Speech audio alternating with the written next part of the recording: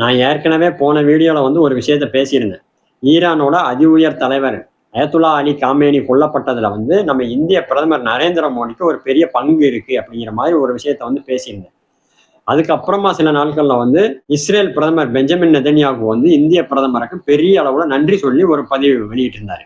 இதுவுமே வந்து நம்மளோட அந்த சந்தேகத்தை வந்து உறுதிப்படுத்துது. இப்ப நேற்றைக்கு என்ன நடந்திருக்குன்னா, இந்தியாவுல விசாகப்பட்டினத்துல நடந்த ஒரு பயிற்சியில கலந்துக்கிறதுக்காக பிப்ரவரி மாசம் ஈரானோட ஒரு போர்க்கப்பல் வந்து வந்திருந்தது. அந்த கப்பல் வந்து இன்னைக்கு திரும்பி போகும்போது இந்திய பெருங்கடல்ல வச்சு அமெரிக்க நீர்மூழ்கி கப்பலால தாக்கப்பட்டு மூழ்கடிக்கப்பட்டிருக்கு. இதுல வந்து 100க்கும் மேற்பட்ட ஈரானிய வீரர்கள் வந்து கொல்லப்பட்டிருக்காங்க. இந்த கொடூர சம்பவத்துக்கு இதுவரைக்கும் இந்திய பிரதமரோ, இந்திய அரசாங்கமோ எந்த ஒரு கண்டனமோ, வருத்தமோ வந்து தெரிவிக்கல. இப்ப நமக்கு இதுல வரக்கூடிய சந்தேகம் என்னன்னா, ஈரானோட போர்க்கப்பல் விசாகப்பட்டினத்துக்கு பயிற்சிக்கு வந்திருக்கு அப்படிங்கிறது அமெரிக்காவுக்கு எப்படி தெரியும்? அந்த கப்பல் இங்க இருந்து கிளம்பி போகுது அப்படிங்கிற தகவல் அமெரிக்காவுக்கு எப்படி தெரியும்? அப்படி போகக்கூடிய ஒரு கப்பலை தாக்குவதற்கான திட்டமிடுதல் எப்ப செய்யப்பட்டது? அப்போ ஒரு கப்பலை தாக்குவதற்கு அமெரிக்காவோட நீர்மூழ்கி கப்பல் எப்ப எங்க இருந்து எங்க வந்தது?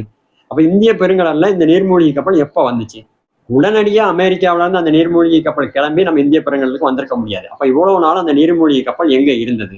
அப்ப இதுவுமே வந்து இந்திய அரசாங்கமும் இந்திய பிரதமரும் முழுக்க முழுக்க ஈரானுக்கு எதிராகவும் அமெரிக்காவுக்கு ஆதரவாகவும் இந்த போர்ல செயல்பட்டுக்கிட்டு இருக்காங்களோ அப்படிங்கிற சந்தேகத்தை வந்து மேலும் மேலும் அதிகப்படுத்திக்கிட்டே இருக்கு.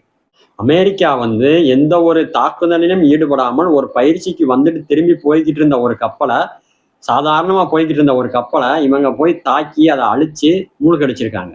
இதுவே வந்து ஒரு சர்வதேச மிகப்பெரிய போர் குற்றம்.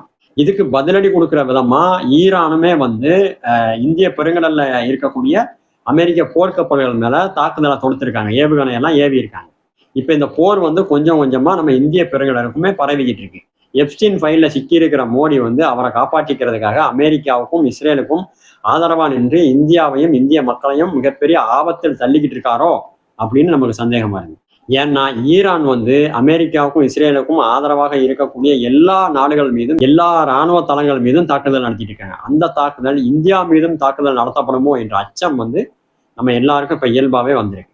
இதுல இன்னொரு முக்கியமான விஷயத்தையும் நம்ம கவனத்துல கொள்ளணும்.